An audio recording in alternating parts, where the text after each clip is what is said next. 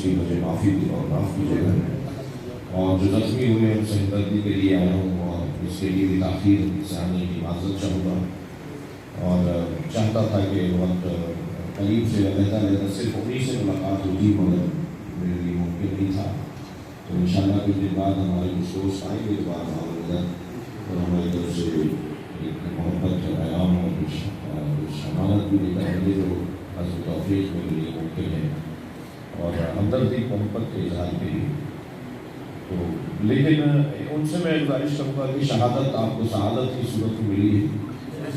شہید اگر کسی کے گھر میں ہو تو 7 نسلوں کی وہ شفاعت کرے. ہیپیٹائٹس بی میں کوئی مرے گا, کوئی ہارٹ فیلئر میں مرے گا, کوئی کینسر میں مرے گا, کوئی ایکسیڈنٹ سے مرے گا, کوئی کسی دیوار کے نیچے دب کے مرے گا. بہتر نہیں ہے کانے کپڑوں میں دب نکلے.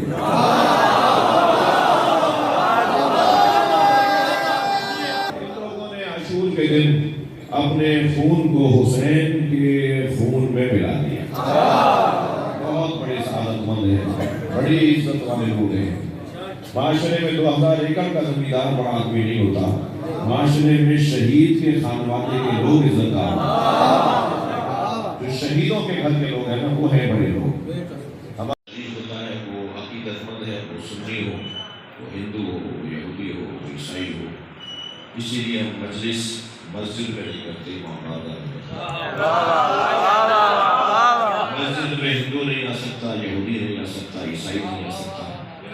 کل اگر کسی عیسائی نے اور کسی ہندو نے اللہ سے شکایت کی کہ میں دین سمجھنے گیا تھا, مسلمان مسجد میں آنے نہیں دیتا, کوئی جواب نہیں دے سکے گا مگر شیعہ جواب دے گا کہ ہم نے مسجد کے ساتھ امام باقر بنایا ہی اس لیے تھا. یہ حسین کا خیمہ ہے, آنے والے لوگوں کے لیے کھلا ہے. آئینہ برداری ہے ذکر امام حسین کی اور واقعہ کربلا کی جو آئینہ برداری ہے, اس کی سعادت اہل تشیع کو حاصل ہے. جب آپ